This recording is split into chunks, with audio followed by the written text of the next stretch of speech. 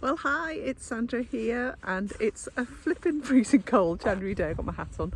I'm here with Buddy out in the fields. It's lovely.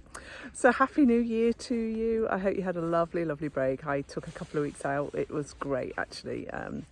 Lots of family and friends, and had a really, really nice time. It does us good, doesn't it, really, just to take that time away from work, and I hope you did too.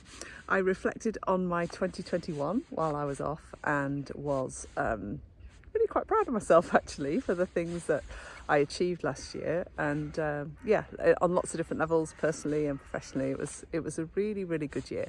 And I've also been taking some time to think about my goals for 2022, which is the topic of today's video.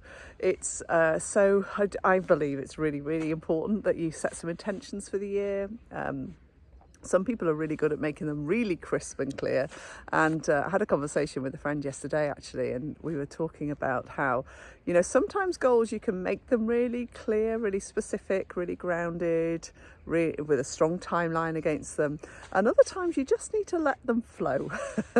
So that's the kind of difference for me between intention and goals. So for example, I've signed up to do a particular program next year, and because I want to be certified in this new thing, and it is a structured program. It means I need to show up and I need to do the work in between, and it's got a fixed end date, assuming I do everything I do. So that would be an example for me of, I'm really excited about doing that work, and I've put it in the diary, and I'm going to make that happen, and I will get the certification. Whereas something else might be a little bit more in flow. So there might be something that we want to do. Let me have a think about what that might be. Well, actually, another one I've signed up for is I've put a few extra pounds on in this last 6 months, let's say.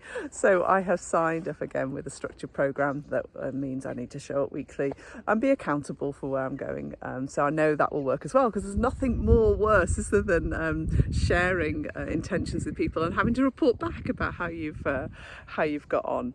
But there might be something. So in terms of my spiritual growth, perhaps that's less clear in terms of what the outcome might be, but there's an intention for me to do more of that work. So that's one I'm going to let flow and let evolve, and let it kind of let it go along the river, and see where that may take me.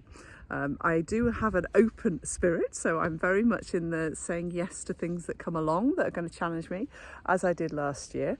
I'm slightly hesitant about saying yes to everything. If you've ever watched The Yes Man, I think it's a great film. I'm not such a big fan of Jim Carrey, actually, but I think the content of it's based on a true story, actually. But that whole idea of saying yes to everything that comes along is a really good challenge, because you'll realise just how often you say no. So give that one a watch if you haven't done so already. So in terms of some goals, some categories. In fact, this week within the WLA, we're going to have a whole day on planning and putting a roadmap together for 2022.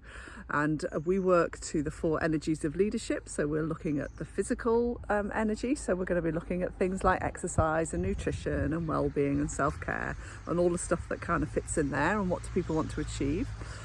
We're also going to do a session on, we're going to talk about intellectual energy. So what are our career aspirations? What's our personal growth? What do we want to do from a leadership perspective? Again, really important, isn't it, that we're continually evolving as leaders.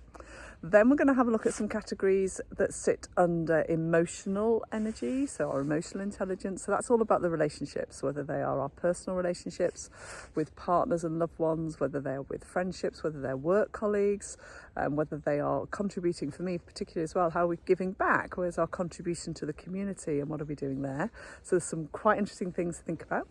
And then we're also going to look at the spiritual side of leadership, and looking at some goals and setting goals around who we are becoming, or how are we aligning with our truth.